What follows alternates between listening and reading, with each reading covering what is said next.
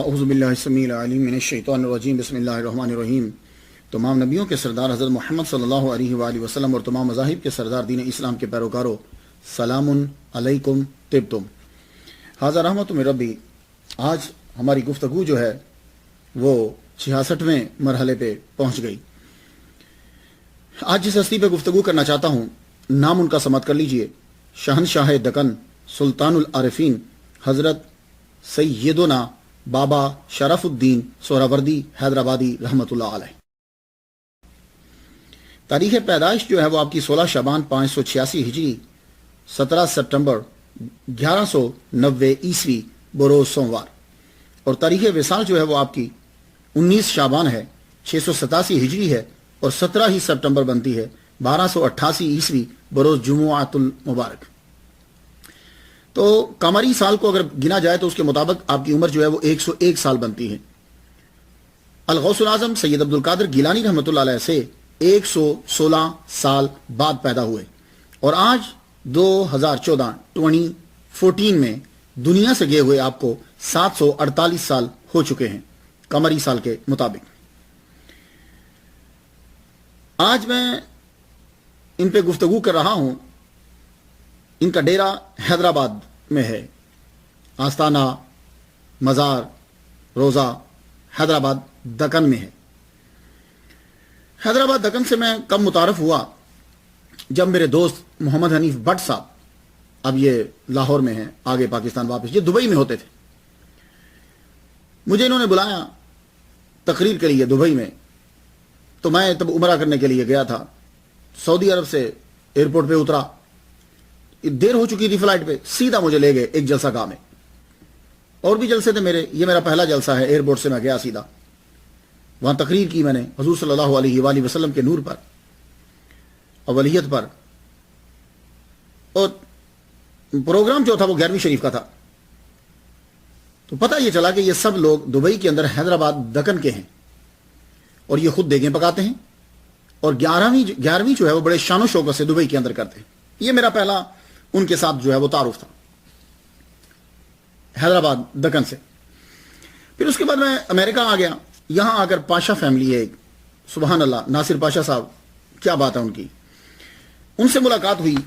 ان کی عقیدت، محبت، خلوص، پیار، مسلک سے وابستگی اور ادب کا اسٹائل جو حیدرآباد کا خاص ہے، ان کے ساتھ تقریباً 14 سال تک میری وابستگی رہی۔ تو بہت حیدرآباد کے کھانے، حیدرآباد کا ادب، حیدرآباد کی باتیں، میں بڑا متاثر ہوا اس فیملی سے، اور بڑی عقیدت تھی میری بھی اور ان کی مجھ سے۔ تیسرا، میں 5 سال تقریباً میرے اسسٹنٹ رہے سید مدثر صاحب، وہ بھی حیدرآباد سے تھے۔ کیا نائس لڑکا ہے، خوبصورت آواز اس کی، میں نے تقریباً 5-6 سال ابھی بھی۔ یہ واحد آدمی ہے کہ جسے میں نے خود کہا کہ تم میری بات کرو، کیونکہ بات کرنا انتہائی مشکل کام ہے اور بہت ذمہ داری ہوتی ہے۔ میں نے ان سے کیوں کہا بات کرو، یہ میرے اسسٹنٹ رہے ہیں 5 سال۔ تو ایک دن مجھے کہنے لگے کہ میں اب واپس انڈیا جا رہا ہوں۔ میں نے کہا کیوں، کیا ہوا؟ کہنے لگے بس مجھے ہر صورت میں جانا ہے، 1 ماہ میرے پاس رہ گیا ہے، میرا گرین کارڈ نہیں بنا، تو میرا پاسپورٹ ختم ہونے والا ہے اور مجھے واپس جانا ہے لا کے مطابق۔ میں نے کہا آپ رک جائیے، آپ مت جائیے، لیکن شرط یہ ہے آپ کا گرین کارڈ بنے گا، اور آپ اپنے ماں باپ سے پوچھ لیجئے کہ جب آپ کا گرین کارڈ بن جائے آپ نے میری بات کرنا ہے۔ کہنے لگے ٹھیک ہے۔ میں نے کہا آپ کال کریے گھر، ماشاءاللہ ان کے والد صاحب بھی بہت نائس آدمی ہیں، ماں باپ سے بات کریے، انہوں نے کہا ٹھیک ہے جو کہتے ہیں تم کرو۔ پھر ہم نے دونوں نے بیٹھ کر 1 ماہ جو ہے سورہ فاتحہ کا چلہ کیا۔ تو وہ ایک لمبی سٹوری ہے، اللہ نے کرم کیا کہ سب لوگ کہہ رہے تھے کہ ان کا گرین کارڈ نہیں بن سکتا، اللہ تعالیٰ نے 1 ماہ کے اندر اندر ایسا سالڈ جو ہے وہ سبب پیدا کر دیا کہ گرین کارڈ ان کا بن گیا۔ پھر فجر کی نماز کے بعد انہوں نے ہمبل میں میری بات کی۔ تو یہ تیسرا جو ہے وہ دور ہے۔ تو حیدرآباد سے پھر تعلق جو ہے وہ بڑھتا رہا۔ پھر سب سے پہلے مجھے انڈیا سے جو دعوت آئی تقریر کرنے کی، وہ بھی حیدرآباد دکن سے ہی آئی تھی، اقبال صاحب تھے، انہوں نے مجھے دعوت نامہ بھیجا کہ آپ آئیے حیدرآباد میں جو ہے وہ تقریر کرنا ہے۔ حیدرآباد کے لوگ جیدار ہوتے ہیں۔ نظام حیدرآباد تو تب کے خیرات کر رہے ہیں جب سعودی عرب کے باشندے بھی خیرات لے لیا کرتے تھے، جب وہ بھی مدد لیتے تھے۔ ایک حیدرآباد پاکستان میں ہے، اس کو حیدرآباد سندھ کہتے ہیں۔ یہ حیدرآباد انڈیا میں ہے، اس کو حیدرآباد دکن کہتے ہیں۔ حیدرآباد دکن جو ہے آندھرا پردیش میں تھا۔ انڈیا کا آبادی کے لحاظ سے یہ چوتھا بڑا شہر، اس کی آبادی 68,09,970 ہے۔ 1591 میں محمد قلی قطب شاہ نے اس شہر کی بنیاد رکھی۔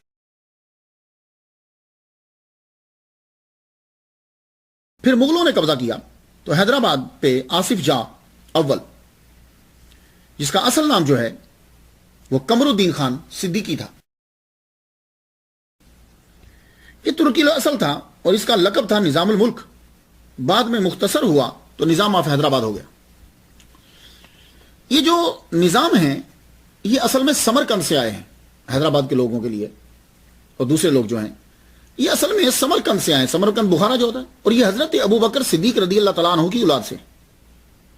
پہلے نظام حیدرآباد جو ہیں، نظام آف حیدرآباد، وہ قمر الدین خان صدیقی ہیں، اور آخری میر عثمان علی خان صدیقی حیدرآباد دکن کے۔ تو اس حیدرآباد کے اندر سلسلہ سہراوردیہ کے بانی شیخ شہاب الدین عمر سہراوردی رحمۃ اللہ علیہ کے خلیفہ اور شاگرد بابا شرف الدین سہراوردی حیدرآبادی اور پہاڑی شریف جو ہے وہ تشریف لائے۔ اس ولی کامل کے بارے میں جس نے حیدرآباد اور دکن میں اسلام پھیلایا، آج ہماری گفتگو ہوگی۔ تو آپ کو معلوم ہے کہ ہمارا معمول یہ ہے کہ جب ہم گفتگو کرتے ہیں تو سب سے پہلے ہم گفتگو نام پہ کرتے ہیں، اس نام کے اندر بھی بہت ساری چیزیں جو ہیں وہ نکل آتی ہیں۔ اب یہ نہ سمجھا کرے کہ نام جو ہے وہ سٹوری سے الگ ہوتا ہے، سیرت سے الگ نہیں، اس نام کے اندر بھی بہت ساری چیزیں ہوتی ہیں، تو وہ ڈیوائیڈ ہو جاتا ہے، ذرا سننے میں دلچسپی بڑھ جاتی ہے، نام ہے اور یہ سیرت ہے، بات ساری برابر ہی ہوتی ہے۔ آئیے چلتے ہیں۔ جو نام بورڈ پر لکھا ہے پہاڑی شریف حیدرآباد دکن میں، بورڈ پہ کیا نام لکھا ہے؟ قطب الاقطاب، شہنشاہ دکن، سلطان العارفین، حضرت سیدنا بابا شرف الدین صاحب قبلہ سہراوردی رحمۃ اللہ علیہ۔ تو چونکہ یہ نام وہاں 3 جگہ میں نے پڑھا ہے، تو اب اس نام کے لفظوں پر جو ہے وہ میں گفتگو کروں گا۔ سب سے پہلے قطب الاقطاب ہے۔ یہ قطب جو ہے یہ عربی زبان کا لفظ ہے، قطب نہیں، قطب عربی زبان کا لفظ ہے۔ اس کا معنی کیا ہوتا ہے؟ چکی کی کیل جس پر چکی گھومتی ہے۔ آپ نے کبھی آٹا پیستے ہوئے دیکھا؟ وہ چکی کو جو پتھر کی ہوتی تھی تو بیل کو قطب کہتے ہیں، وہ بیچ کی جو چکی جو کیل ہے، تو چکی جس کیل پر گھومتی ہے اس کو قطب کہتے ہیں، اس کی جمع اقطاب آتی ہے۔ لیکن یہ تو ہوئے لیکسیکل میننگ۔ تو تصوف کی اصطلاح کے اندر جب کسی کو قطب کا نام دیا گیا تو وہ کیا ہے، وہ کون ہوتا ہے؟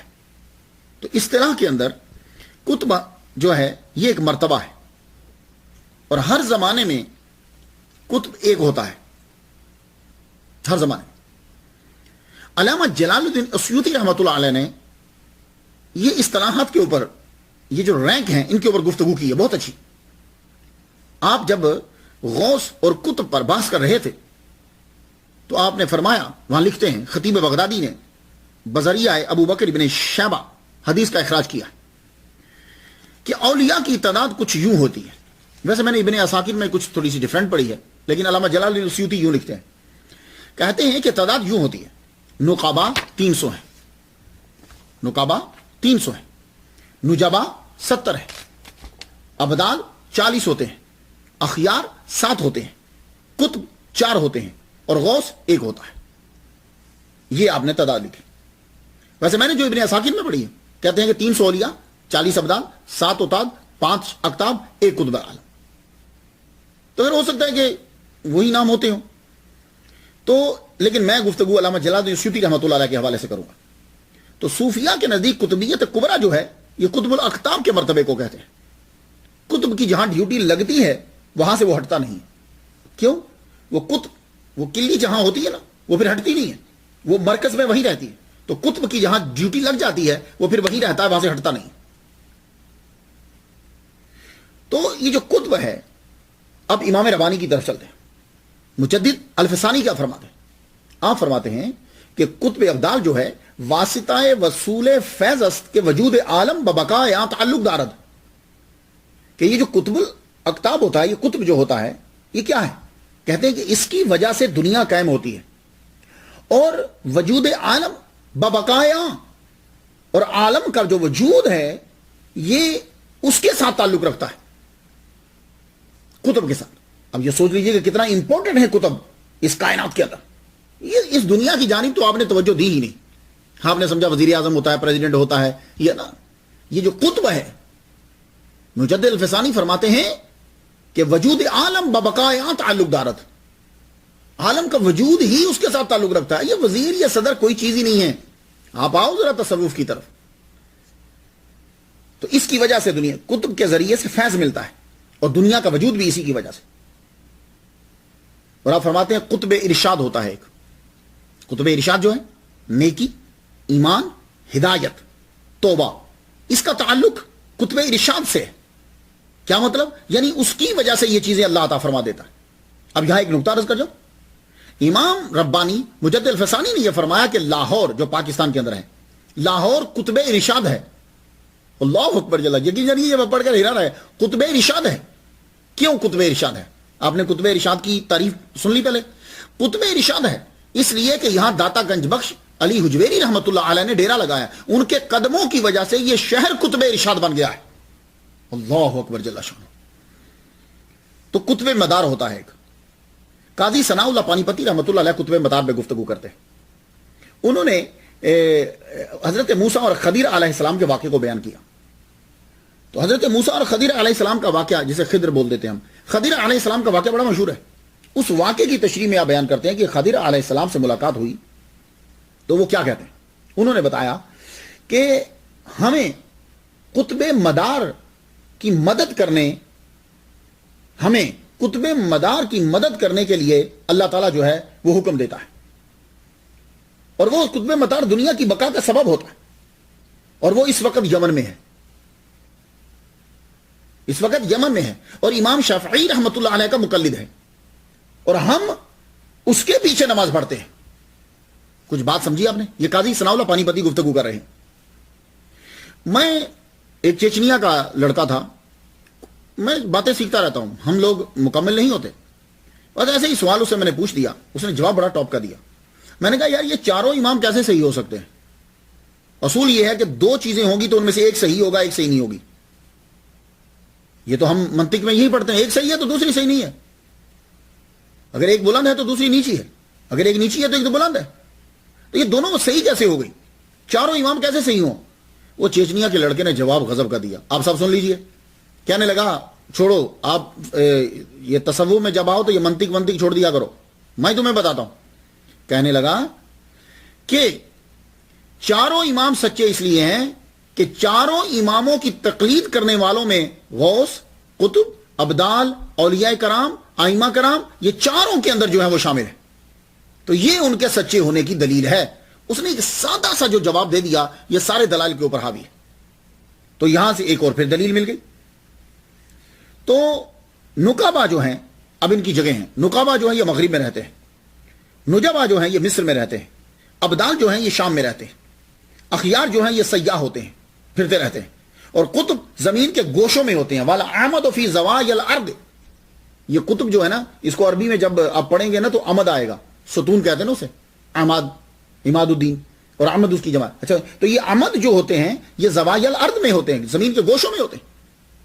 और जब मुसलमानों पे मुसीबत आ जाती है, देखो कितनी बड़ी दुनिया है और हम लोगों को पता ही नहीं है, हम ऐसे ही साहिबे कबर की जो है ना वो तौहीन कर देते हैं, हम वली अल्लाह को जानते नहीं। अभी भी ये सिस्टम चल रहा है, लेकिन आपको समझ नहीं आएगी। इस सिस्टम को समझने के लिए सिस्टम में आना पड़ता है।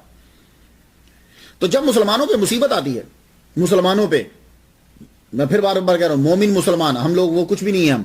तो जब मुसलमानों पे मुसीबत आती है तो फिर दुआ के लिए नुकाबा हाथ फैला देते हैं, और जब बात जरा लेट हो रही है, भारी है, फिर अखियार हाथ उठा देते हैं, फिर कुतुब अगर फिर भी कबूल नहीं होती तो फिर गौस को बुलाया जाता है कि आओ आगे दुआ करो। तो फिर जब गौस दुआ के लिए हाथ उठा देते हैं तो अल्लाह ताला जो है मुसलमानों पे आसानी पैदा कर देता है। तो जब गौस की ही तौहीन हो रही हो, सुनिए, जब गौस ही की तौहीन हो रही हो तो फिर क्या करेंगे हम लोग? तो ये तो थी कुतुब की असल तारीफ और मकाम। वैसे हर शहर वाले और मुरीदीन अपने पीर को कुतुब कह देते हैं, क्योंकि मुरीदीन का एतकाद बहुत होता है, गौस भी बोल देते हैं, कुतुब भी बोल देते हैं। ये उनका कुछ एतकादन होता है, कुछ वाकई उनके पास मर्तबा भी होता है। تو دوسرا لفظ جو آپ کے نام میں ہم دیکھتے ہیں وہ شہنشاہ دکن ہے. یہ شہنشاہ کیا لفظ ہے؟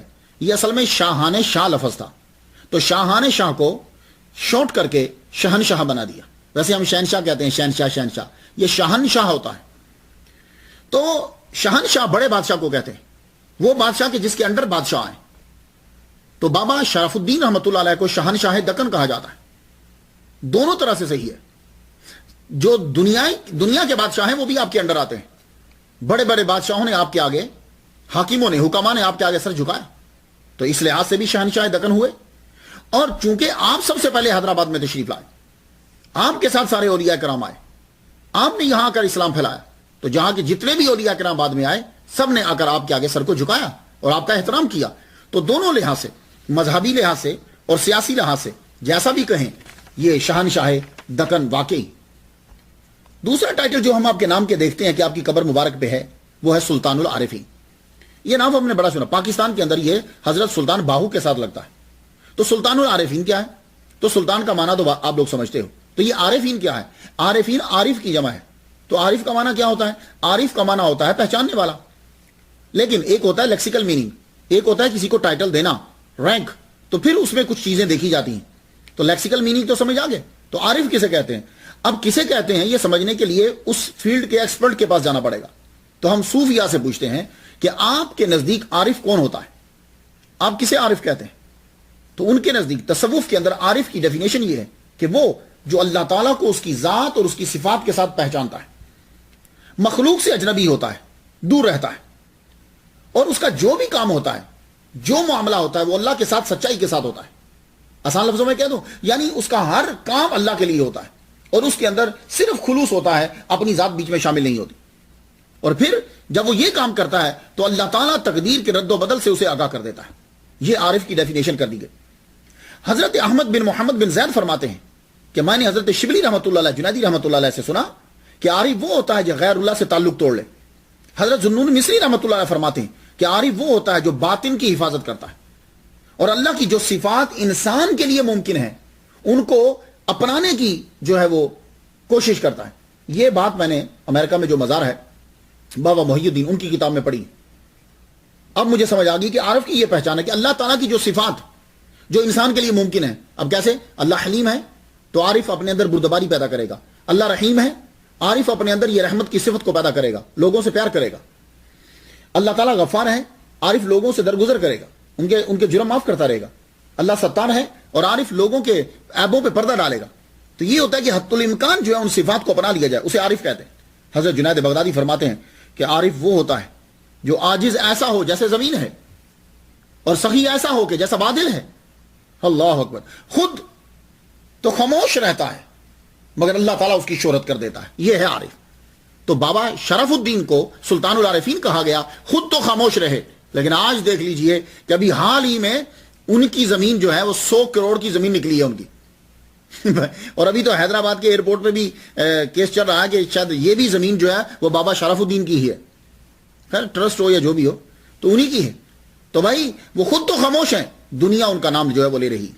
حضرت ابو طیب سامری کیا کہتے ہیں؟ کہتے ہیں العارف فوق ما یقول والعالم دون ما یقول. عارف گفتگو سے ہی بلند تر ہے. لوگوں نے بات ہی ختم کر دی. تو حضرت یحییٰ بن معاذ فرماتے ہیں عارف وہ ہوتا ہے کہ مخلوق کے ساتھ رہتے ہوئے بھی ان سے جدا رہے. تو بابا شرف الدین حیدرآبادی دکن کے سلطان العارفین ہے. اب کچھ سمجھ آ گئی سلطان العارفین کا معنی کیا؟ اب آ جائیے آگے. ان کے نام کے ساتھ آتا ہے سیدنا. یہ سیدنا جو ہے اکثر مریدین اور چاہنے والے جو ہیں وہ اپنے پیر کے مرتبے کو بڑھاتے ہوئے عقیدت کے ساتھ عاجزی کا اظہار کرتے ہوئے پیر کے سامنے اس کے لیے سیدنا کا لفظ لگا دیتے. تو سیدنا کا معنی ہمارے سردار. لیکن بابا شرف الدین جو ہیں وہ روحانی طور پر بھی اور خاندانی طور پر بھی سیدنا ہے. خاندانی طور پر سیدنا کیسے ہیں؟ اس کے لیے میرے پاس جو حوالہ ہے وہ تاریخ صوفیاء کرام و سلاطین دکن. مؤلف ہیں صوفی محمد اسماعیل قادری فردوسی حیدرآبادی. وہ ان کا شجرہ نسب بیان کرتے ہوئے کہتے ہیں کہ 13 واسطوں سے بابا شرف الدین رحمۃ اللہ علیہ ان کا شجرہ جو ہے وہ حضرت امام حسین رضی اللہ تعالیٰ عنہ سے جا کر ملتا ہے. تو اس لیے یہ سیدنا روحانی طور پر بھی ہے اور سیدنا خاندانی طور پر بھی ہے. اب اس کے بعد آپ کے ساتھ جو نام کا حصہ بن گیا خاص طور پر وہ ہے بابا. یہ بابا کا جو لفظ ہے یہ ہندی میں بھی استعمال ہوتا ہے اور فارسی میں بھی استعمال ہوتا ہے. بابا، یہ بابا ہندی اور فارسی دونوں میں استعمال ہوتا ہے. پہلے بابا کا معنی ہوتا تھا والد، دادا، کلندر، یہ تینوں کے لیے ذرا استعمال ہوتا تھا. پھر اس میں وسعت پیدا ہو گئی. وسعت پیدا ہوئی تو دنیا دار لوگ فقیر کو بابا کہنے لگے. وسعت پیدا کر دی تو بعض اوقات بچے کے لیے بھی لفظ بول دیتے ہیں، بابا کہہ دیتے ہیں اسے، بابا.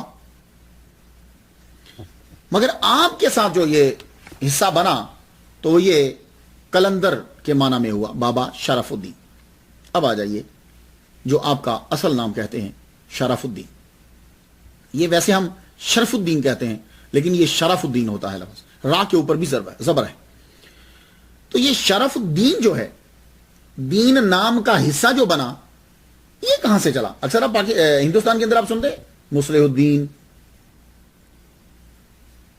فرید الدین، قطب الدین، نظام الدین، یہ غیاث الدین. یہ دین جو ہے یہ نام کا حصہ کب سے بننے لگا؟ یہ شروع ہوا تھا دمشق سے. ہاں، اس کی تاریخ کیا ہے؟ یہ دمشق سے پہلے آپ پہلے چلے جائیے، پہلی صدی میں، دوسری صدی میں بہت کم، مجھے بلکہ کہنا چاہیے کہ ہوتا ہی تھا. دین مضاف علیہ نام کا حصہ نام میں نہیں ہوتا تھا، لوگ نام دوسری طرح رکھتے تھے، بن بن بن کے ساتھ. لیکن یہ دین جو ہے نام کا حصہ بننے لگا، یہ دمشق سے، دمشق سے شروع ہوا. چوتھی صدی ہجری میں یہ شروع ہوا اور پھر یہ ہندوستان میں آ گیا. تو ہندوستان میں زیادہ تر انہوں نے اختیار کیا کہ جو بادشاہ بنے یا ان کو دیا گیا جو باہر سے آئے. تو شرف کا معنی ہوتا ہے عزت، بزرگی. ہوا شرف قومہ ہی، وہ قوم کی عزت ہے. شرفہ خاندانی عزت کو کہتے ہیں. تو اب آپ کو سمجھ آئی؟ تو یہاں شرف الدین لکھا ہوا ہے تو واقعی دین کی عزت ہے. دین کی عزت ہے کہ حیدرآباد دکن کے اندر یہ جتنا اسلام نظر آتا ہے آپ کو، یہ انہی کی وجہ سے، انہی کی تبلیغ اور انہی کے شاگردوں کی تبلیغ کی وجہ سے. اب آ جائیے ایک نام جو میں نے ان کی تختی کے اوپر پڑھا 3 جگہ، وہ ہے صاحب. شرف الدین صاحب لکھا ہوا تھا. یہ صاحب کیا ہے؟ قرآن مجید میں یہ لفظ صاحب آیا ہے، لصاحب ہی ابو بکر صدیق رضی اللہ تعالیٰ عنہ کے لیے. تو صاحب کا معنی وہاں تو ساتھی ہے. لیکن جب ہم دیکھتے ہیں رواج میں صاحب جب آیا تو شاگرد کے معنی میں آیا تھا. لینگویج کے اندر، عام زبان کے اندر یہ صاحب کے معنی میں آیا تھا. تو جب بھی کبھی اس کو استعمال کرتے تھے تو صاحب بول کر مراد ہوتا تھا آگے استاد کا نام ہوتا تھا. تو صاحب سے پتا چل جاتا تھا کہ یہ اس فلاں عالم دین کے یہ شاگرد ہیں. پھر اس کے بعد صاحب کو آہستہ آہستہ ختم کرنے لگے. پھر صاحب جو ہے وہ استعمال ہونے لگا مرتبے کے لیے، اضافت کے طور پر، صاحب الفضیلہ، صاحب الجلالہ. تو یہ تھوڑے میننگ. تو صاحب جو ہے بابا شرف الدین کے ساتھ، یہ روانی کے ساتھ کوئی آدمی لکھ گیا ہے صاحب، ورنہ صاحب ہمیشہ زندہ کے لیے لکھا جاتا ہے. جو دنیا سے پردہ فرما جائے اس کے لیے مرحوم یا رحمت اللہ علیہ لکھا جاتا ہے، صاحب نہیں لکھا جاتا. لیکن روانی میں جو ہے وہ صاحب لکھ گئے. تو صاحب کے میں نے آپ کو معنی بتا دیے کہ صاحب کا معنی جو ہے وہ پہلے ساتھی قرآن مجید میں جو استعمال ہوا.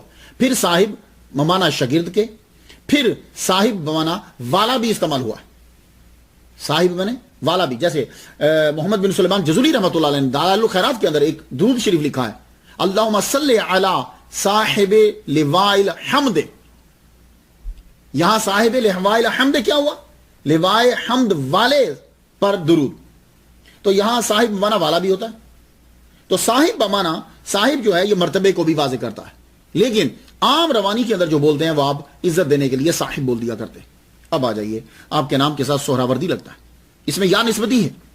بابا شرف الدین رحمۃ اللہ علیہ کے نام کے آخر میں سہراوردی آپ کے نام کے ساتھ کیوں ہے؟ یہ آپ کے سلسلہ طریقت کی طرف اشارہ کرتا ہے. آپ سہراوردی سلسلے کے ساتھ جو ہیں وہ بائت ہیں. آپ کے مرشد کا نام شیخ شہاب الدین عمر سہراوردی رحمۃ اللہ علیہ. 19 نمبر سٹوری میں ان کی بیان کر چکا ہوں. 19 نمبر اگر آپ ڈھونڈیں گے تو ان کو سہراوردی کیوں کہتے ہیں؟ جو آپ کے مریدین تھے وہ آگے سہراوردی کہلانے لگے. لیکن سوال تو وہی رہا کہ بھائی وہ سہراوردی کیوں ہیں؟ تو اصل میں سہراورد جو ہے وہ ایک قصبے کا نام ہے. یہ سہراورد جو ہے ہمدان اور زنجان کے درمیان واقع ہوا. اب یہ ملک ایران کے صوبہ زنجان کا شہر ہے. موجم البلدان میں ہے کہ یہ قصبے کا نام ہے. تو بعد میں یہ معمول کے مطابق آپ کے نام کا حصہ بن گیا. تو چونکہ یہ رہتے تھے سہراورد میں تو بعد میں مشہور ہوا شیخ شہاب الدین عمر سہراوردی، کہ شہاب الدین عمر وہ جو سہراورد شہر کے رہنے والے ہیں. سہراوردی جیسے حیدرآباد کا رہنے والا. تو بعد میں پھر جو لوگ آپ کے شاگرد ہوئے، جو آپ کے مرید ہوئے، انہوں نے اس کو اڈاپٹ کر لیا. تو وہ ایک سلسلے کی علامت اور نام بن گیا سہراوردی سلسلہ. وہ لوگ کہ جو ان کے طریقے کو اپناتے ہیں. قادریہ چشتیہ کی طرح سہراوردیہ سلسلے نے بھی ہندوستان میں اسلام کی بڑی خدمت کی. مولانا حمید الدین ناگوری رحمۃ اللہ علیہ یہ بھی سہراوردی ہیں. شیخ شہاب الدین عمر سہراوردی رحمۃ اللہ کے مرید ہیں، خلیفہ ہیں. یہ خود بادشاہ تھے، حاکم تھے، سلطنت کو چھوڑا، تصوف کو اختیار کر لیا. انہوں نے آ کر دین کی خدمت کی ہے. آپ نے تصوف کی کتاب لکھی ہے طوالع الشمس، اور کہتے ہیں کہ کشف المحجوب کے بعد اگر کوئی کتاب ہے ہندوستان کے اندر جو لکھی گئی، وہ اس کو پہلی تسلیم کرتے ہیں کشف المحجوب کے بعد کہ یہ کتاب ہے. اس کتاب کے اندر آپ نے اللہ تعالیٰ کے ناموں کی تشریح جو ہے وہ تصوف کے رنگ میں کی ہے. سہراوردی سلسلے کے بڑے بڑے نام ہیں ہندوستان کے اندر، پاکستان کے اندر. لیکن یہ سلسلہ اس طرح مشہور نہیں ہوا جیسے قادریہ سلسلہ اور نقشبندیہ سلسلہ اور چشتیہ سلسلہ مشہور ہوا. اس کی ریزن کیا ہے یہ اللہ بہتر جانتا ہے. لیکن میں نے تجزیہ نگاروں کو جب پڑھا تو وہ کہنے لگے کہ وجہ یہ ہے کہ سہراوردی سلسلے کے اندر شاعر اور مصنفین کم ہوئے ہیں، لیکن بہت کم ہوئے جس طرح دوسروں کے اندر ہوئے. ان کو شاعر حاصل ہوئے، ان کو مصنفین ملے. ویسے تو اگر دیکھا جائے تو کتابیں تو سہراوردی سلسلے نے بھی لکھی. پاکستانی سہراوردی سلسلے کا ایک بڑا عظیم نام حضرت بہاؤالدین زکریا صدیقی ملتانی سہراوردی رحمۃ اللہ علیہ. کتنا بڑا نام ہے یہ. کہتے ہیں کہ انہوں نے ایک کتاب لکھی، اوراد اس کا نام ہے. اس کے ساتھ فقیہی مسائل بھی ہیں. تو ساتھ ساتھ وظیفہ، ساتھ ساتھ فقیہی مسائل. تو شیخ رکن عالم سہراوردی کے مرید حضرت علی بن احمد غوری سہراوردی نے عربی میں کنز العباد کے نام سے اس کی شرح لکھی. پھر ایک اور سہراوردی ہیں میر حسینی سہراوردی. انہوں نے نزہۃ الارواح، زاد المسافرین، کنز الرموز یہ تصوف کے موضوع پر لکھی. سلطان غیاث الدین تغلق کے دربار میں سلسلہ سہراوردیہ کے مشائخ جو تھے ان کا حکم، اس کے حکم پر تعمیل جو ہے وہ واجب ہوتی تھی، لازمی ہوتا تھا ان کے لیے. شیخ الاسلام کے درجے پر کون فائز تھا؟ مخدوم جہانیہ جہاں گشت رحمۃ اللہ علیہ پورے ہندوستان کے شیخ الاسلام تھے. اور یہ سہراوردی حضرت مخدوم جہانیہ جہاں گشت رحمۃ اللہ علیہ یہ ایک کتاب کا درس دیا کرتے تھے. کتاب کا نام تھا رسالہ مکیہ. یہ جس نے لکھی تھی شیخ قطب الدین سہراوردی، یہ بھی سہراوردی ہے. انہوں نے اس کتاب کو، رسالے کو چونکہ مکے میں لکھا تھا اس لیے رسالہ مکیہ ہوا، اور آپ اس کا درس دیا کرتے تھے. تو کتابیں تو لکھی ہیں لیکن کہتے ہیں کہ اس طرح نہیں جیسے دوسروں نے لکھی. خیر، گاڈ نوز بیٹر. یہ آپ کو جو جھلک دکھائی دیتی ہے اس سلسلے کی، انہوں نے ہندو پاک میں بہت کام کیا. بابا شرف الدین بھی سہراوردی ہیں، اور آپ اس سلسلے کے بانی شہاب الدین عمر سہراوردی کے بلا واسطہ مرید و خلیفہ. سہراوردی رحمۃ اللہ علیہ بلا واسطہ شیخ شہاب الدین عمر سہراوردی رحمۃ اللہ علیہ کے مرید ہیں. بلا واسطہ مرید ہیں، خلیفہ ہیں، شاگرد ہیں. آ جائیے اب گفتگو جو ہے وہ آگے بڑھاتے ہیں. بابا شرف الدین عراق سے انڈیا. حیدرآباد والوں، تم پر اس ہستی کا بڑا احسان ہے. یہ لوگ ہمیں اسلام پہنچانے کے لیے کہاں سے چلے. بابا شرف الدین سہراوردی آپ کی ولادت عراق کے گاؤں میں ہوئی. تب گاؤں کے نام اور یہ چیزیں ہسٹری میں بہت کم ہوتی. بغداد کے کہیں قریب ہی گاؤں تھا، کوئی نہیں جانتا تھا. آپ کی ولادت سید محمود رحمۃ اللہ علیہ کے گھر ہوئی 16 شعبان 586 ہجری بمطابق 17 سپٹمبر 1190 سوموار. اللہ اکبر، کیا خوبصورت دن تھا. سوموار کو آپ کی ولادت ہوئی.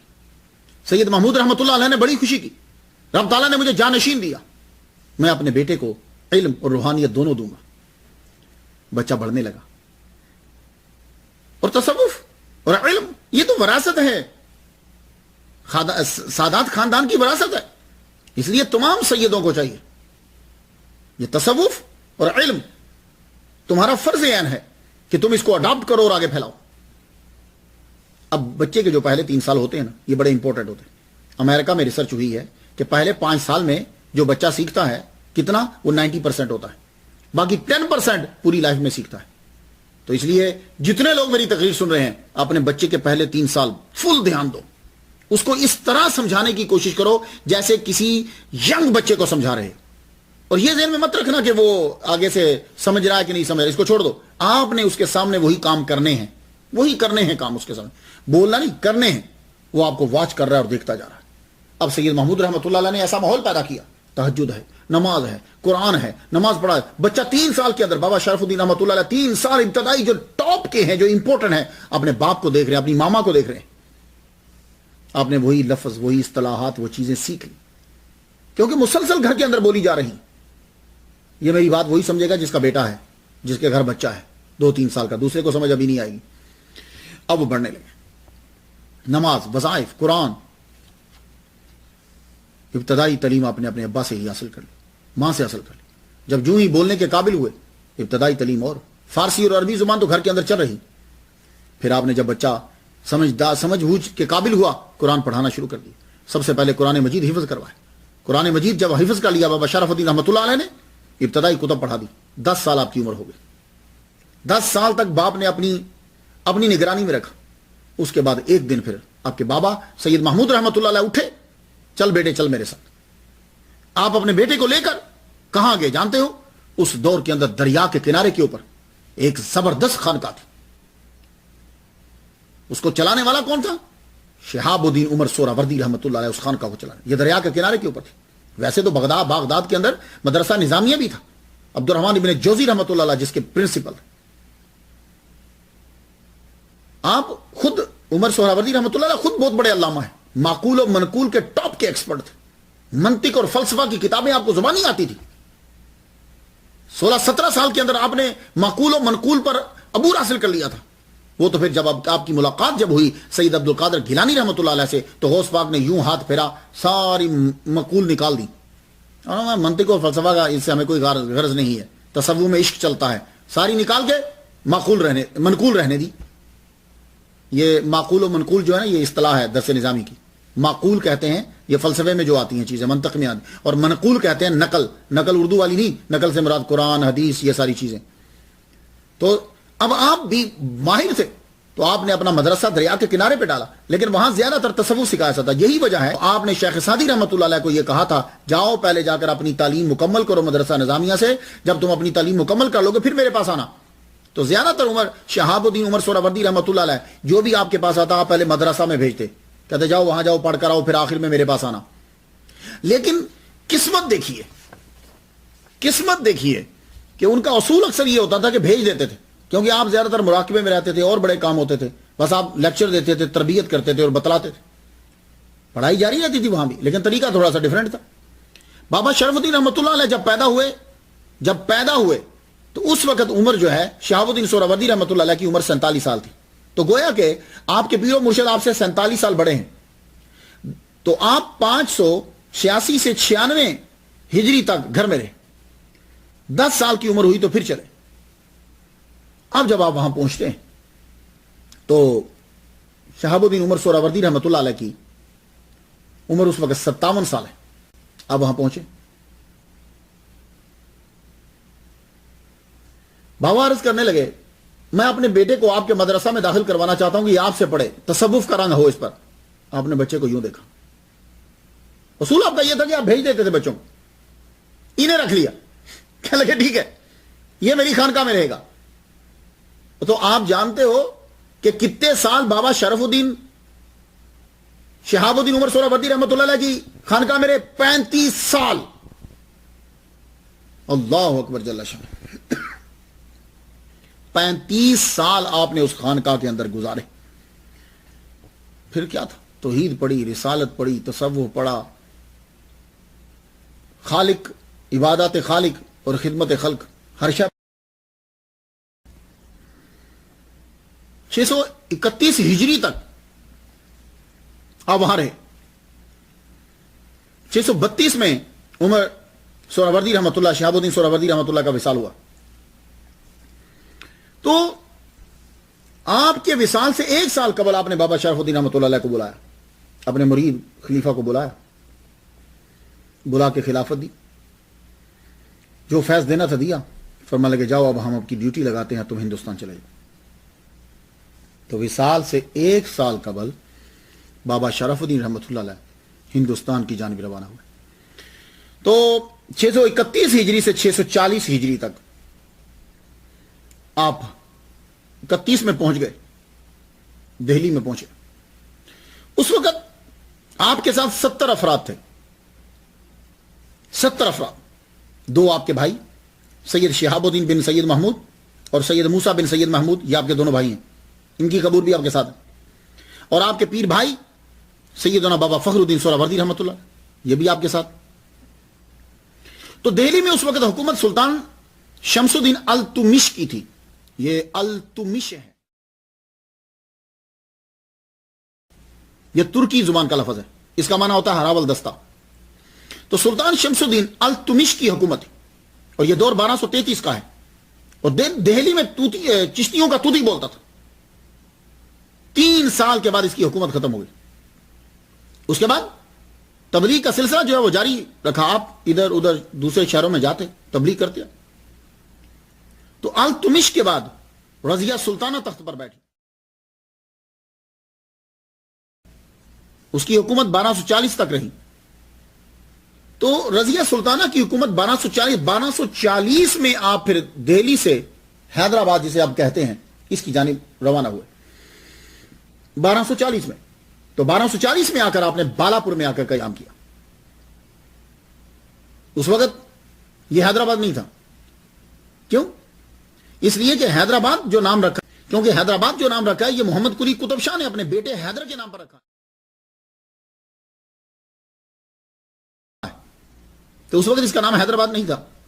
اور محمد قلی قطب شاہ حاکم بنا ہے 1591 میں، اور بابا شرف الدین تشریف لائے ہیں 1240 میں۔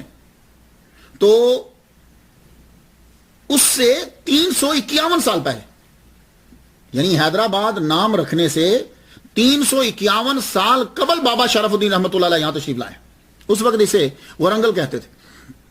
رانی رودرما کی حکومت تھی اس وقت، رانی رودرما کی۔ یہ رانی رودرما جو ہے یہ تلنگانہ جو ہے وہ مرکز تھا، تیلگو، تامل، یہ لوگ بڑا مانتے ہیں اس کو، رانی رودرما کو۔ اس سے اندازہ کر لیجئے کہ یہاں کا ماحول کیا ہوگا، کہ رانی رودرما کی حکومت ہے اور بڑی پاورفل اس کی حکومت ہے۔ تلنگانہ اب آپ نے آ کر جگہ ڈھونڈی۔ ولیوں کا بھی انداز جدا ہے، لوگ آسان نوکری ڈھونڈتے ہیں، یہ سب سے مشکل نوکری ڈھونڈتے ہیں۔ لوگ پڑھنے کے بعد آرام طلب ہوتے ہیں کہ آرام ملے گا، اور یہ پڑھنے کے بعد مجاہدہ شروع کر دیتے ہیں، اور وہاں جا کر رہتے ہیں کہ جہاں کوئی نہیں رہتا، اور پھر جب وہاں رہتے ہیں تو پھر سب آ کر وہیں رہتے ہیں۔ ہاں آپ نے جب جگہ ڈھونڈی تو پہاڑی، یہ جو پہاڑی شریف ہے نا، یہ پہاڑی کا علاقہ جو آپ نے چن لیا، آپ کے ساتھی 70 افراد پہلے آپ اس کے قیام کرا، اوپر جگہ ڈھونڈ لی۔ آج بھی یہ چند سالوں پہلے یہ آبادی ہوئی ہے پہاڑی شریف کی، اور ابھی بھی کوئی اتنی پورش آبادی نہیں ہے۔ اور آپ نے جب ڈیرا لگایا ہوگا تو اندازہ کیجئے کہ کیا حال ہوگا۔ 700 سال پہلے یہاں کا کیا حال ہوگا۔ آپ نے ڈیرا لگا لیا۔ جب ڈیرا لگایا تو میں نے آپ کو بتایا کہ رانی رودرما کی حکومت تھی، اور رانی رودرما اور یہ تلنگانہ اور تیلگو اور تامل، یہ کتنے پکے قسم کے ہندو تھے اس دور کے۔ کسی سے بھی سامنا ہو جاتا، سامنے سے ان کا کوئی بندہ آتا، وہ منہ پھیر لیتا، اتنی نفرت کرتے۔ اب اس نفرت کے عالم میں کیا ہوا کہ اس کا جواب آپ نے محبت سے دیا، دوری کا جواب حضوری سے دیا، بے رحوئی کے مقابل خندہ پشانی لائے۔ آپ کے ساتھی آبادی میں جاتے، ان کا جا کے کام کرتے، خود کام کرتے ان کا، اور جو جوان تھے آپ نے فرمایا کہ ان کی زبان سیکھو، ان کی زبان سیکھتے۔ اور جب آدمی مل کے رہتا ہے تو زبان جلدی آتی ہے، اور جب کتابوں سے پڑھتا ہے تو مشکل آتی ہے۔ اسی لیے امریکہ کے اندر جو آدمی کام کرتا ہے اس کو انگلش جلدی آ جاتی ہے، مولوی کو انگلش دیر سے آتی ہے۔ کیوں؟ اس لیے کہ مولوی امریکہ میں آ کر کتابوں سے پڑھتا رہتا ہے، اور وہ بندہ جو ہے وہ 8 گھنٹے 10 گھنٹے روزانہ انگریزوں کے ساتھ واسطہ پڑھتا ہے، تو اس کی انگلش بہتر ہو جاتی ہے، وہ بولنے لگ جاتا ہے، اس کا ایکسنٹ ٹھیک ہو جاتا ہے۔ تو اب بابا شرف الدین رحمۃ اللہ اس بات کو جانتے تھے، آپ کے ساتھ 70 افراد تھے جو ان میں سے ینگ تھے، ان کو بھیجتے، جاؤ کام بھی کرو اور ان سے رابطہ بڑھاؤ اور ان کی زبان کو سیکھو. اب وہ آ کر سیکھتے, وہ الفاظ آ کر پھر بتاتے, یہاں کے جو بڑے تھے ان کو لفظوں کا بتاتے. پھر رابطہ آہستہ آہستہ بڑھنے لگا, برف جو ہے وہ پگھلنے لگی, لوگوں میں کچھ رغبت پیدا ہوئی, میل ملاپ جو ہے وہ بڑھ گیا, لوکل زبان سے واقفیت پیدا ہوئی. جب تھوڑی زبان آ گئی تو آپ نے بات آگے بڑھی. ایک ہی سال صرف گزرا کہ آپ کے اخلاق عالیہ سے مسلمانوں نے لوکل آبادی کو گرویدہ کر لی. پھر آپ کے شاگرد تھوڑا تھوڑا انہیں توحید کے بارے میں بتانے لگے, اور کچھ آپ کے مریدین میں سے کچھ لوگوں نے ان سے شادی کر لی. شادی کرنے کی وجہ یہ ہوئی, اس سے فائدہ یہ ہوا, ایک تو تعلق بڑھ گیا, اور دوسرا یہ ہوا کہ جب وہ گھر آ گئی تو اس کی زبان وہ تھی, اب زبان سیکھنے میں آسانی ہو گئی. ایسا نہ سمجھو آج 748 سال کے بعد ان کا نام زندہ ہے, آپ سمجھتے تھے کہ وہ لوگ بیٹھے رہتے تھے. نہیں, وہ ہم سے زیادہ بہتر دین کی تبلیغ کرتے تھے, اور فری میں, اور ان کو کتنی مشکلات کا سامنا ہوتا تھا اس کا اندازہ ہم لوگ نہیں کر سکتے.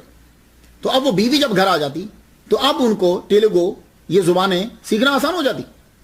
اب وہ بیوی کو سکھاتے, وہ خود, تو آہستہ آہستہ آگے, پھر آگے بچے, پھر بات جو ہے وہ آگے بڑھی.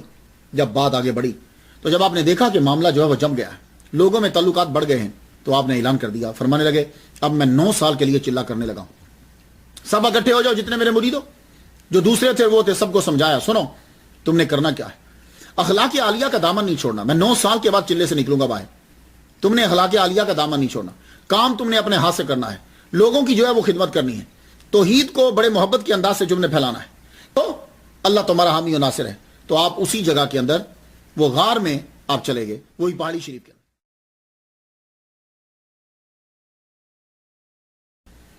9 سال کے بعد آپ جب تشریف لائے تو چاروں طرف آپ کا چرچا ہو چکا تھا. وہ پہاڑی شریف جو ہے وہ مرکز بن چکا تھا, اور آپ کی خانقاہ بھی تھی اور مدرسہ بھی تھی. اب جب آپ باہر آئے تو اب یہ خانقاہ بھی بنی, مدرسہ بھی بنی, عبادت گاہ بھی بنی, جو آتا جو چاہتا وہ پاتا. اب اصل دور جو ہے وہ شروع ہو گیا, تعلقات بڑھ گئے, اب اصل دور شروع ہوا. یہ ہے طرز زندگی, یہ ہمیں اصل حاصل کرنا ہوتا ہے. اس کے لیے میں آپ لوگوں کے لیے پورا 7 8 دن 14 دن, بعض اوقات مہینہ گزر جاتا ہے جو ریسرچ کرتا رہتا ہوں. یہ اصل چیز ہوتی ہے, طرز زندگی. تاریخ بیان کرنے کا مقصد یہ ہوتا ہے کہ ہمیں طرز زندگی کا پتہ چل جائے. طرز زندگی جب ہم اڈاپٹ کر لیں گے تو ہم بھی ان کے نقشے قدم پہ چل سکتے ہیں. طرز زندگی کیا ہے؟ ہر ولی میں ایک بات جو ہے وہ کامن ہے, عبادت, اور عبادت میں خلوص. یہ پہلا فرض ہوتا ہے ولی کے لیے, عبادت کرے گا اور عبادت خلوص نیت سے کرے گا, وہ لوگوں کے لیے نہیں کرے گا. ایمان کے بعد یہ عبادت, اور پھر معاملات, حقوق العباد. عبادت کا تو یہ عالم تھا کہ آپ ساری رات عبادت فرماتے, دن کو تبلیغ کرتے, طلباء کو پڑھاتے بھی, محبت کے رنگ میں توحید بیان کرتے, خدمت کے رنگ میں رسالت بیان کرتے, عقیدت کے رنگ میں خدمت خلق بیان کرتے. یہ بڑے جملے ہیں, کبھی خود سوچئے گا. چلے کے بعد آپ کی مقبولیت میں اضافہ ہوا. اب لوگ جو ہیں وہ صبح و شام حاجت مندوں کا ڈیرا لگا رہتا. ہندو مسلم فساد کا جو ہے وہ کسی نے شوشہ چھوڑ دیا. یہ اکثر ہندوستان کے اندر ہوتا ہے, لیکن سارے ہندو اسے پسند نہیں کرتے. ہندو ساتھ رہتے ہیں, ہندو جو ہے بعض اوقات تعاون کرتے ہیں مسلمانوں کا, لیکن ہر قوم کے اندر, ہر مذہب کے اندر کچھ شر پسند لوگ بھی ہوتے ہیں. آپ کے دور میں بھی ہندو مسلم فساد کا جو ہے نا وہ شوشہ چھوڑ دیا گیا, اور قریب تھا کہ ہندو مسلم فساد شروع ہو جاتا. ہوا کیا؟ بابا شرف الدین رحمۃ اللہ علیہ کا طریقہ یہ تھا کہ آپ پہاڑی کے اوپر بیٹھ کر تہجد کے وقت ذکر کرتے تھے. ایک دن نہ جانے کیا کیفیت طاری ہو گئی آپ کے اوپر. یہ ہر وقت طاری نہیں ہوتی, ہر ایک کے اوپر ایک لمحہ آتا ہے, اس لمحے میں یہ سب کام ہوتے. وہ ایسی کیفیت طاری ہوئی ہے, آپ نے اتنی شدت اور زور اور شوق اور عشق سے اور محبت میں گم ہو کر لا الہ الا اللہ کا ذکر کیا, ہر چیز ہل گئی, اور جو نیچے ایک مندر تھا تھوڑی دور, اس مندر کا بڑا بت جو تھا وہ گر گیا. یہ اصل چکر ہو گیا کہ آپ نے اتنے زور سے اس وقت تبلیغ, وہ ایک خاص کیفیت ہوگی. تو اس قطب وقت نے جب ذکر کیا, توحید کا اعلان کیا, تو کیا ہوا کہ لرز اٹھی ہر چیز, وہ بت گر گیا. اب صبح کے وقت جب بھگوان پنڈت صاحب تشریف لائے, انہوں نے دیکھا کہ بڑا بھگوان ہی گرا پڑا, بڑا بت جو ہے وہ اوندے منہ گرا پڑا.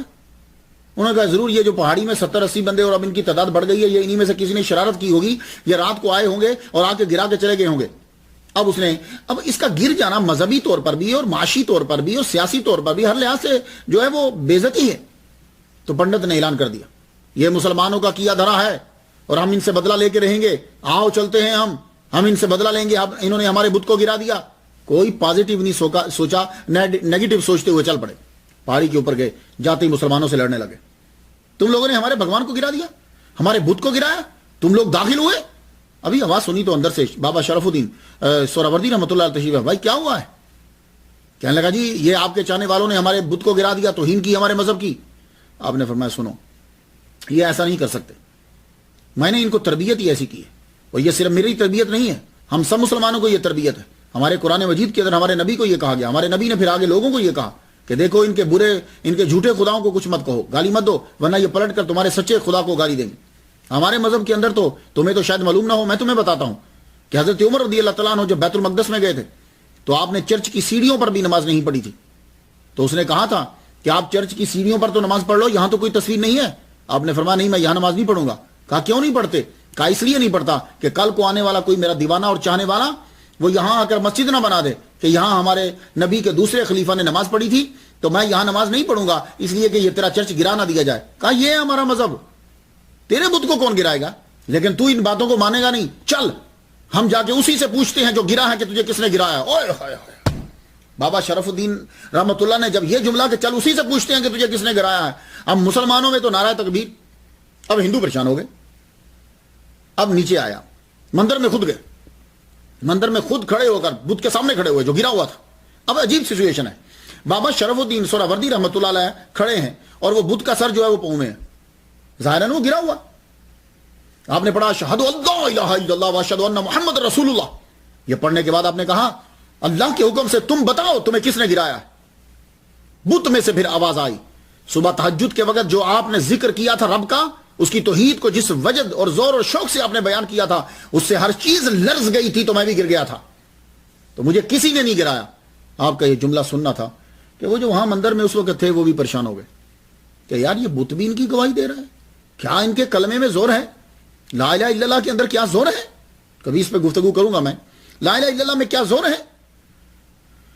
جب وہ یہ بولا تو خود ہی پھر بت سے آواز آئی, کہنے لگا مجھے یہاں سے لے جاؤ, مجھے یہاں نہیں رہنا, دور لے جاؤ کہیں, یہ جگہ بابا شرف الدین کی ہے, یہ یہی رہیں گے.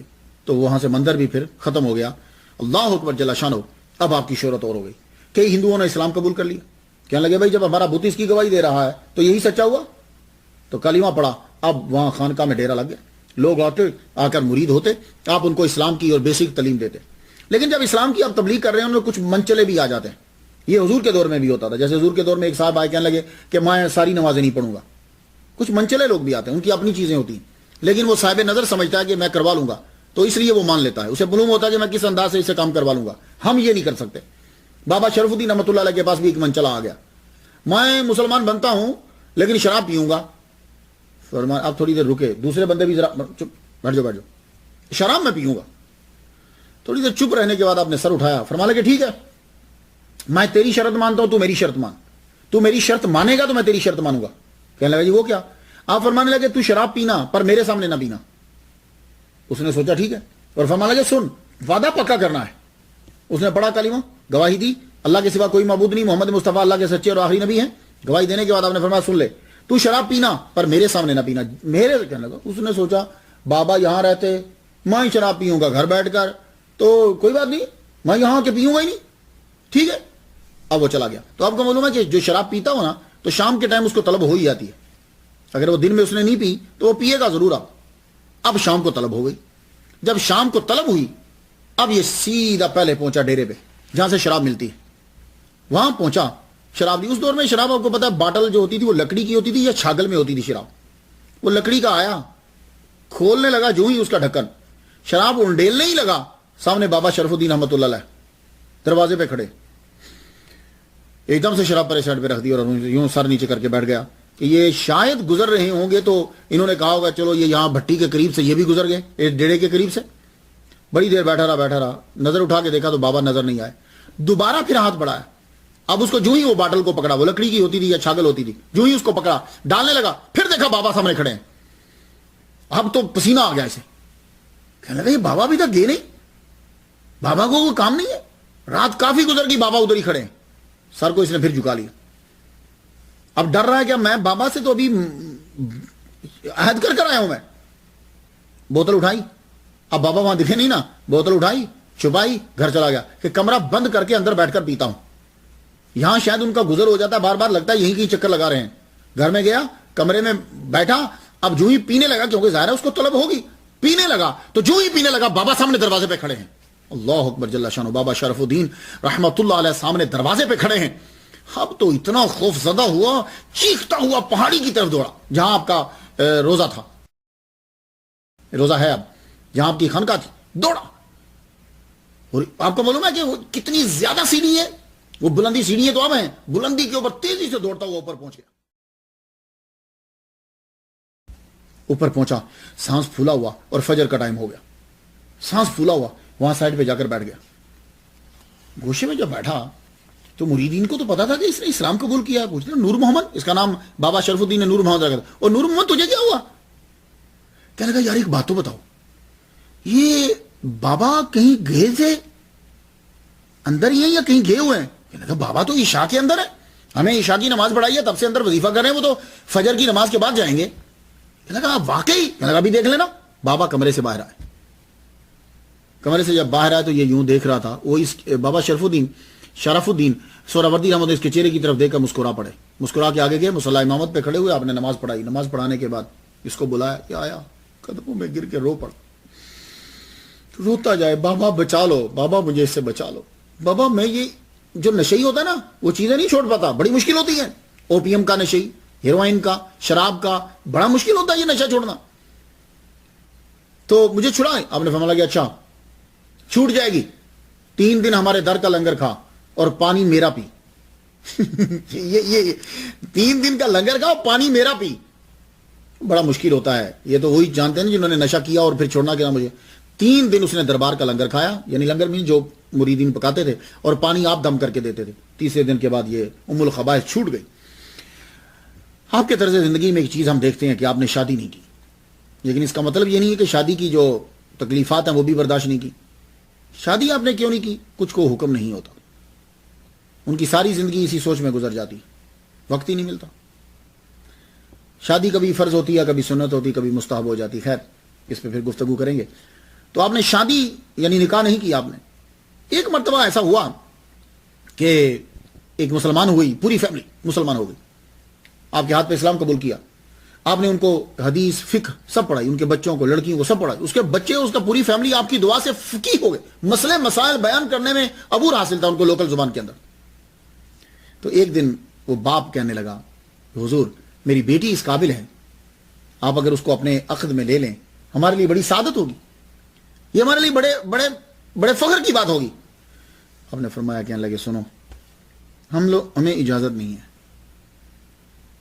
ہاں ہم تمہاری بیٹی کو استاد مقرر کرتے ہیں, مجاہدہ کی تبلیغ کرتے ہیں اور تلقین کرتے ہیں, شادی اور نکاح کی ہمیں اجازت نہیں.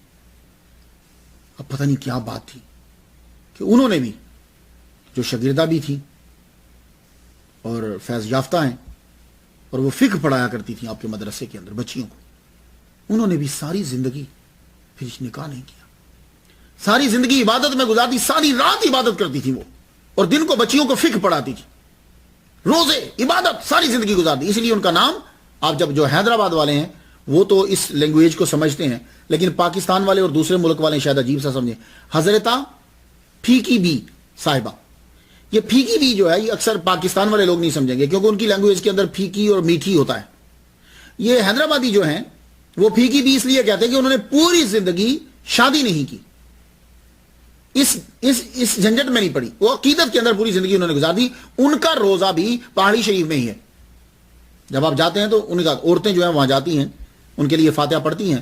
تو پوری زندگی جنہوں نے حضرت بی بی مریم جیسی گزار دی, اور عبادت کے اندر اللہ تعالیٰ ان کے صدقے سے عورتوں کے مسائل کو حل کر دیتا ہے. آپ جائیے ان کے لیے فاتحہ پڑھا کیے, فاتحہ پڑھنے کے بعد کہا کریں اللہ تعالیٰ ان کے صدقے سے ہم پہ کرم فرما, کیونکہ انہوں نے فقہ پڑھائی ہے اپنی زندگی کے اندر.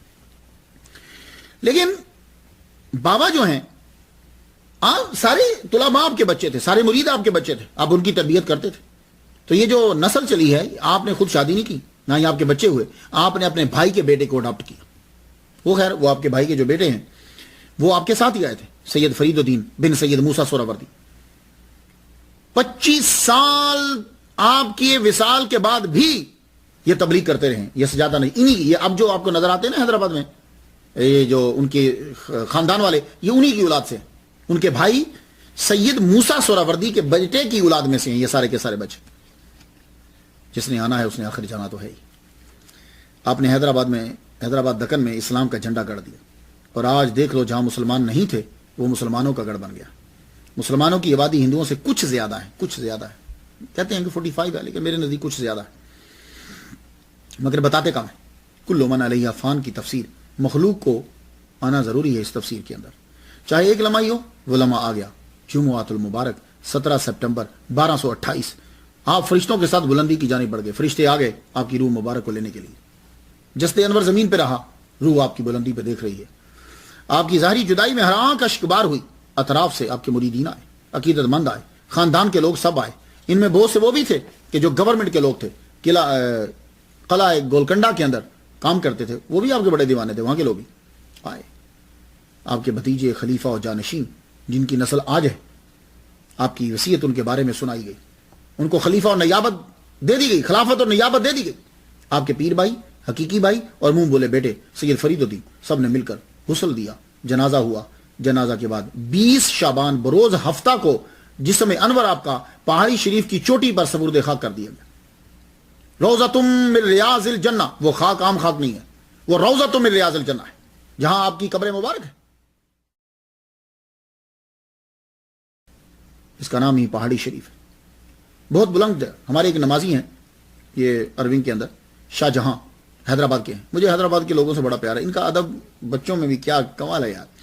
تو مجھے بتا رہے تھے شاہ جہاں صاحب، یہ بڑے اعلیٰ عہدے پر حیدرآباد میں فائز رہے ہیں، اب امریکہ میں ہیں. کہنے لگے کہ میں ہر 16 تاریخ کو جایا کرتا تھا، فجر کی نماز وہاں پڑھتا تھا. اور وہ امام صاحب سے میری بڑی دوستی تھی. وہ جو سلام پڑھتے تھے آنکھوں سے آنسو جاری ہو جاتے. کہتے 365 سیڑھی ہیں، نیچے سے لے کے دربار تک کہہ رہے ہیں 365 کے قریب سیڑھیاں ہیں. میں چڑھ کر وہاں جایا کرتا تھا.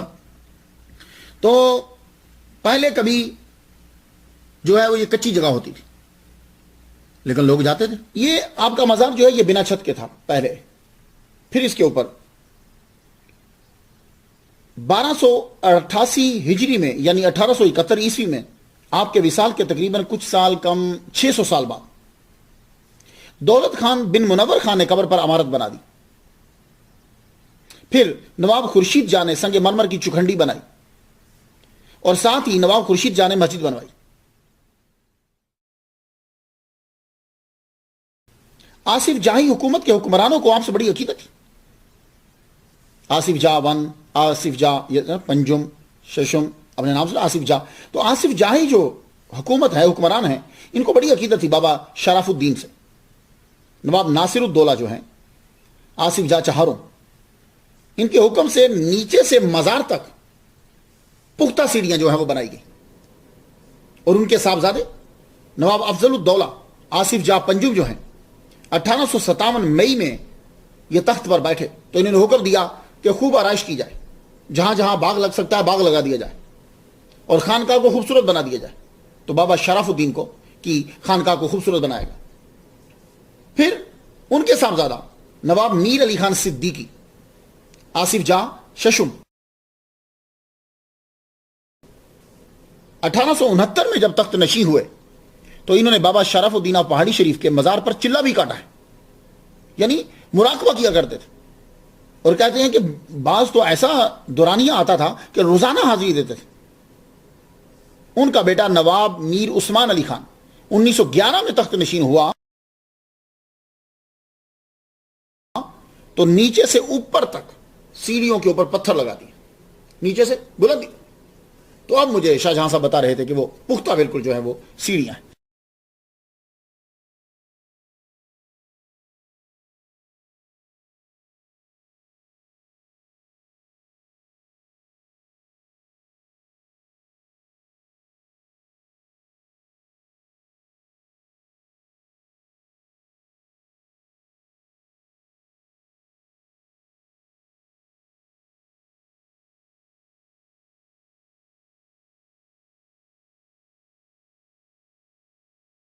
اور آپ کا مزار جو ہے وہ 4 مینار سے تقریباً 2 گھنٹے کا فاصلہ ہے. 2014 میں آپ کا 748واں عرس ہوا اور آپ کے عرس میں جو ہے وہ سندل لایا جاتا ہے. بالاپور سے سندل آتا ہے. یہ بالاپور جو ہے یہ گاؤں ہے, قصبہ ہے. یہاں سے ٹھیک 12 بجے سندل جو ہے وہ نکلتا ہے اور فجر کے وقت جو ہے وہ مزار کے اوپر پہنچتا ہے. لوگ آگے سے پہلے پہنچے ہوتے ہیں, رش لگا ہوتا ہے مزار شریف کے اوپر. ویسے تو خیر نیچے جس جگہ کے اوپر بیٹھ سکتے ہیں وہاں لوگوں کا جو ہے وہ جم گھٹا ہوتا ہے. تو یہ بالاپور سے پہاڑی شریف کا فاصلہ 6 کلومیٹر ہے. تو بالاپور سے سندل آنے کی وجہ کیا ہے؟ تو میں جب ہسٹری پڑھ رہا تھا تو مجھے معلوم پڑا کہ جب آپ دہلی سے تشریف لائے تھے تو اس وقت آپ نے بالاپور میں بھی قیام کیا تھا. تو گویا کہ بالاپور بھی آپ کی بیٹھک ہے, تو وہاں سے سندل جو ہے وہ آتا ہے. نظام ٹرسٹ سے بھی سندل آتا ہے. 19 شعبان کو چلتا ہے. درباروں, مزاروں, بازاروں سے ہوتے ہوئے 20 تاریخ کو پہنچتا ہے. پولیس کی طرف سے بھی 20 شعبان کو سندل چڑھایا جاتا ہے. یہ بڑی بات ہے کہ پولیس بھی جو ہے وہ اولیاء کرام کی عقیدت مند ہے. تو پولیس کی طرف سے بھی, گورنمنٹ کی طرف سے بھی سندل جو ہے وہ چڑھایا جاتا ہے. اب یہ سندل چڑھایا جاتا ہے, سندل نکلتا ہے, سندل لایا جاتا ہے. پاکستان والوں کے لیے کچھ یہ نئی اصطلاح ہوگی. سندل سے تو سمجھ جائیں گے, آگے انہیں کو سمجھ نہیں آئے گی کہ کیا ہوگا. تو میں نے عرس پہ دیکھا, یہ جو ابھی 748واں عرس ہوا ہے, کہ یعنی سندل جو ہے وہ لایا جا رہا ہے, لوگ ویٹ کر رہے ہیں. اب سندل جب لایا گیا, کچھ تو پیچھے سے بنا کے لاتے ہیں, لیکن سندل جو ہے کچھ وہاں بنایا جاتا ہے. وہ کیسے؟ سندل کے پیکٹ ہوتے ہیں. یہ کرناٹکا اور کیرالا کے اندر بہت سندل ہوتا ہے. تو ہندوستان کے اکثر لوگ جو ہیں وہ درباروں پہ اور مذہب کے اندر سندل کا استعمال کرتے ہیں. تو وہ سندل کا جو پاؤڈر ہے, برادہ جو ہے, وہ پانی کے اندر ڈالا جاتا ہے. پھر اس کو جو ہے وہ گھولا جاتا ہے, اور سٹیل کے جو ہے وہ گڈوے ہوتے ہیں. تو چکھنڈی کے قریب جو ہے 1-2 آدمی کھڑے ہو جاتے ہیں. تو یوں سندل جب آتا ہے تو وہ گڈوا پکڑتے ہیں سٹیل کا. تو وہ جو چکھنڈی پہ کھڑا ہوتا ہے وہ بابا شرف الدین سہراوردی رحمۃ اللہ علیہ کے مزار کے اوپر یوں ڈیل دیتا ہے. تو وہ سارا سندل آپ کی قبر مبارک کے اوپر یوں, پھر دوسرا, تیسرا, چوتھا وہ پکڑ لیا جاتا ہے. تو وہ سندل جو ہے نا, وہ یہ 2 طریقے ہیں, میں ایک پہلے آپ کو بتا چکا ہوں. تو سندل جو ہے یہ صرف ہم اسلام کے اندر ہی نہیں بلکہ ہر مذہب کے اندر اس کا استعمال ہوتا ہے.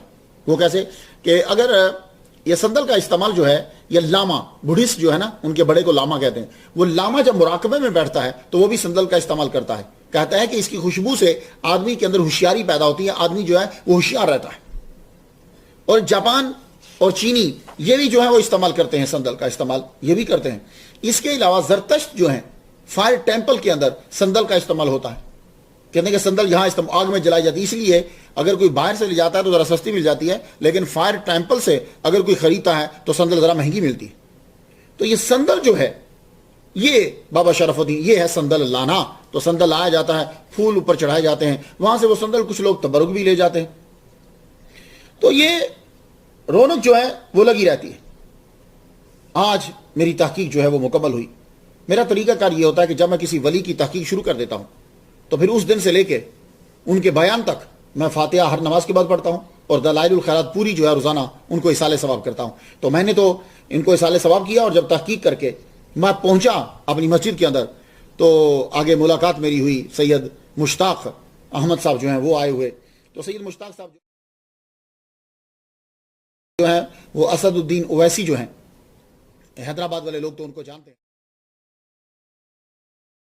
ان کے جو ہے نا وہ پی ایس ہیں. بڑی خوشی ہوئی کہ میں یہاں تحقیق کر کے گیا تو آگے ان سے ملاقات. اور پھر وہ شجاع الدین صاحب جو ہیں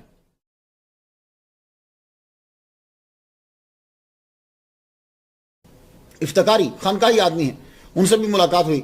تو جب میں نے تذکرہ کیا تو کہنے لگے کہ ہم بارہا جو ہیں وہ ان کے مزار کے اوپر جو ہیں وہ جا چکے ہیں. تو یہ دونوں ہستیوں کا ملنا, پھر ہم نے مل کر جو ہے وہ ان کا ذکر کیا. تو میں اپنی بات کو اور آج کی تقریر کو ختم کرنا چاہتا ہوں. حیدرآباد نظامیہ, جامعہ نظامیہ کا ایک بہت بڑا نام انہوں نے اپنی کتاب کے اندر اس حدیث کو جو ہے, انوار محمدی ان کی کتاب ہے, انہوں نے اس حدیث کو کوٹ کیا ہے, ذکر الانبیاء عبادت و ذکر الصالحین کفارۃ الذنوب.